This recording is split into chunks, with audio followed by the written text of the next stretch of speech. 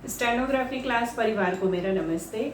आज हमारी क्लास है 72, जिसमें हम लोग शॉर्ट हैंड का सबसे अहम हिस्सा जो है कि शॉर्ट हैंड की स्पीड कैसे बढ़ाएं और कैसे बनाएं, इस मुद्दे पर बात करेंगे।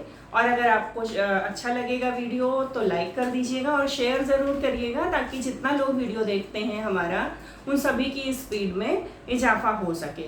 और चैनल को अगर सब्सक्राइब नहीं किया है अभी तक आप लोगों ने, तो उसे सब्सक्राइब करिएगा ताकि समय से आपको वीडियोस मिल सके।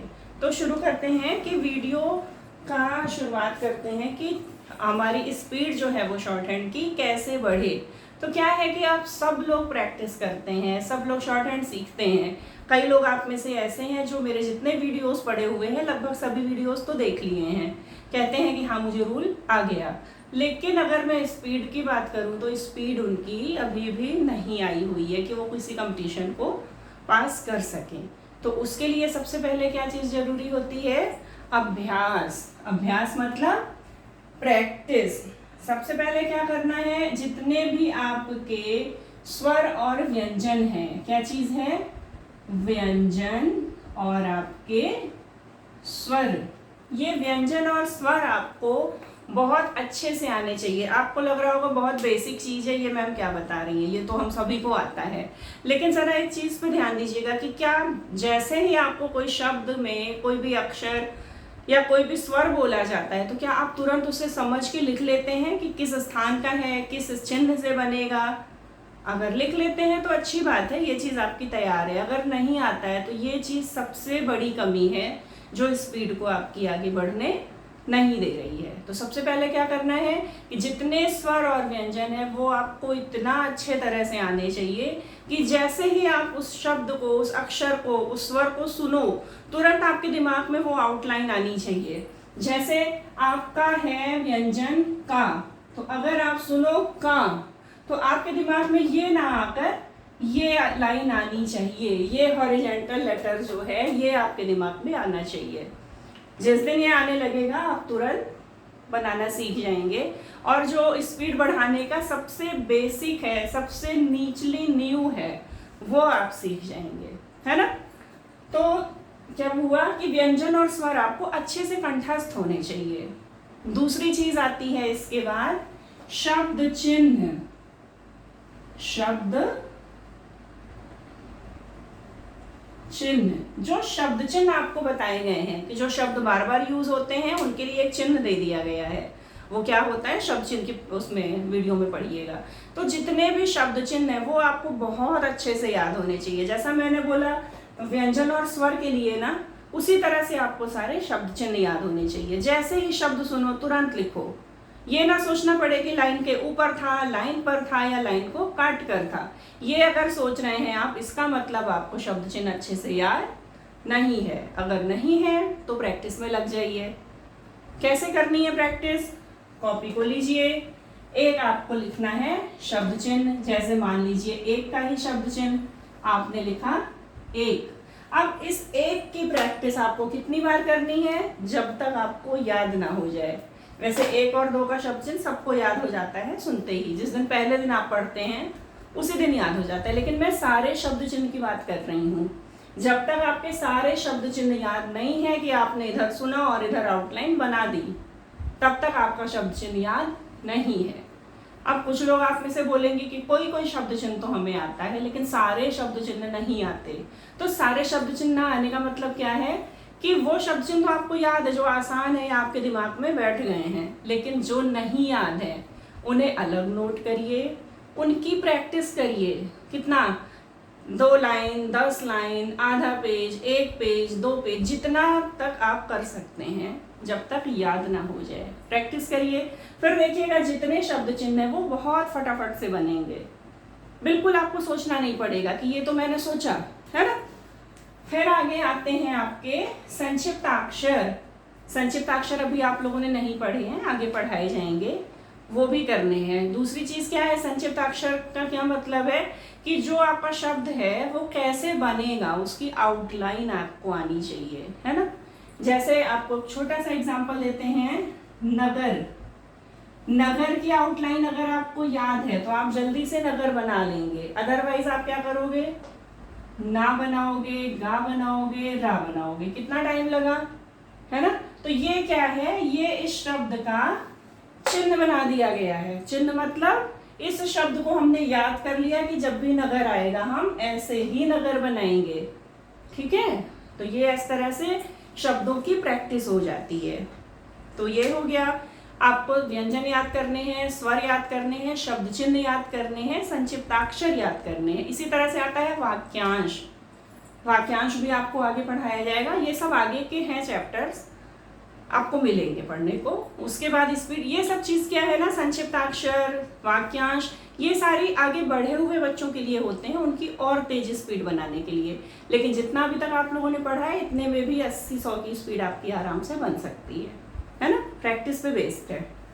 फिर इसके बाद आता है कि जो आपने लिखा उसको आपको पढ़ना आना चाहिए। कुछ लोग कहते हैं हम लिख तो सारा लेते हैं, मेरा बिल्कुल नहीं छूटता है, लेकिन उसकी हिंदी नहीं बना पाते। क्यों? क्योंकि लिख तो खूब तेज तेज लेते हैं, पढ़ते समय सब साफ हो जाता है। कुछ 2-4 लिख पाए तो लिख पाए, वरना बैठे हुए हैं, मुझे आ ही नहीं रहा है। वो क्यों होता है? क्योंकि आपकी डिक्टेशन पहली बात तो सुन के लिखने की है, लिखे हुए को पढ़ने की नहीं है। तो एक आदत बना लीजिए, जब भी डिक्टेशन लिखिए, जब भी एक्सरसाइज कोई सॉल्व करिए, तो उसका ट्रांसक्रिप्शन जरूर से जरूर करना है। अगर आप छोटे छोटे पैरा लिख रहे हैं तो एक पैरा करिए, 2-4 डिक्टेशन लिख रहे हैं तो एक डिक्टेशन की करिए, लेकिन ट्रांसक्रिप्शन आपको करना है और करना है। उससे क्या होगा, आप अपना लिखा हुआ, अपनी राइटिंग को पहचानेंगे और उसे हिंदी बनाना सीखेंगे। ठीक, इतनी चीज़ हो गई। इसके बाद क्या करना है आपको, कि ये सारा हो गया, मैं इसे हटाती हूँ।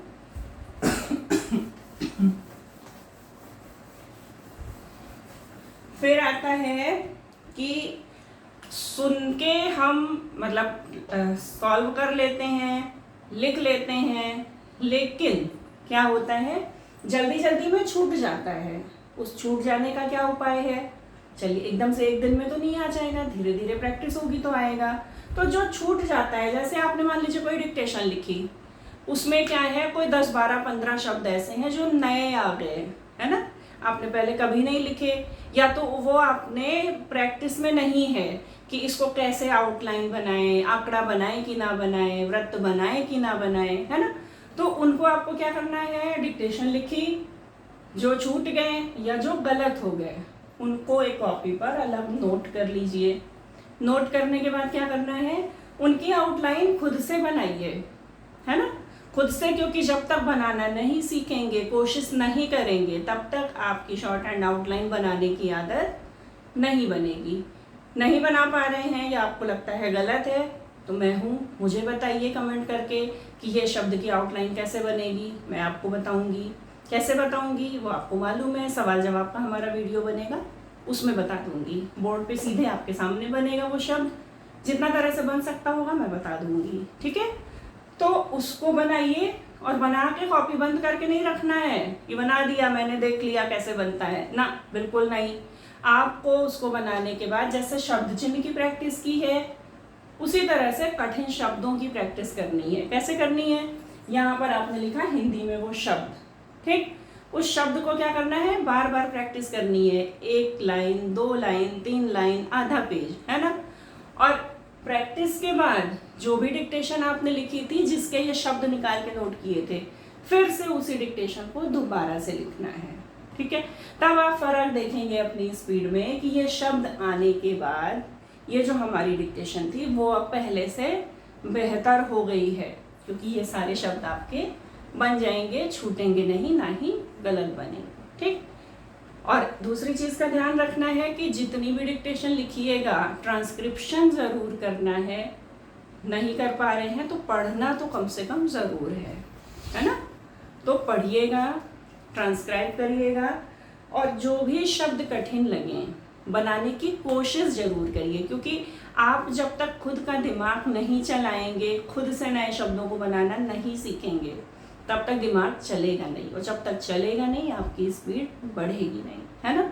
और सारे नियम को भी पढ़िए। हर नियम के बाद आपने देखा है अभ्यास दिए हुए हैं कि हर उसमें उस नियम से जुड़े हुए शब्द दिए हैं उसमें ना, कि ये वाला नियम, जैसे आंकड़े पढ़ाए तो आंकड़े से जुड़ा हुआ जो अभ्यास है उसमें आंकड़ों से जुड़े बहुत सारे शब्द दिए हैं। रा का आंकड़ा पढ़ाया तो रा आंकड़े के खूब शब्द आ गए, उन शब्दों की भी प्रैक्टिस करिए, क्योंकि वो शब्द ऐसे फालतू को तो दे नहीं दिए गए हैं ना, कि नहीं ऐसे एक्सरसाइज से जुड़ा दे दिया है, इसका कोई मतलब नहीं है। बिल्कुल मतलब है, उसकी प्रैक्टिस भी करिए, है ना, ताकि नए शब्दों को सीखिए। जितने नए शब्द सीखेंगे उतनी अच्छी डिक्टेशन बनेगी, जितना अच्छा लिखेंगे उतना अच्छा पढ़ेंगे, है ना।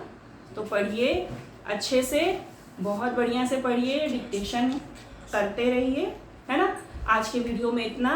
अच्छा लगेगा तो बताइएगा कमेंट करके, फिर अगर ज़रूरत समझिएगा मैं और समझाऊंगी। अभी इतनी प्रैक्टिस करने के बाद आप डिक्टेशन की प्रैक्टिस करके सीखिए लिखना, स्पीड बढ़ाना।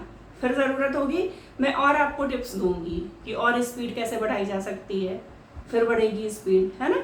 अच्छे से तैयारी करते रहिए, और अगला वीडियो हम उपसर्ग का लेके आपसे मिलेंगे। उसके पहले कोई ज़रूरत लगी तो कोई दूसरे वीडियो के साथ मिलेंगे। अच्छे से प्रैक्टिस करते रहिए, पढ़ते रहिए। नमस्ते।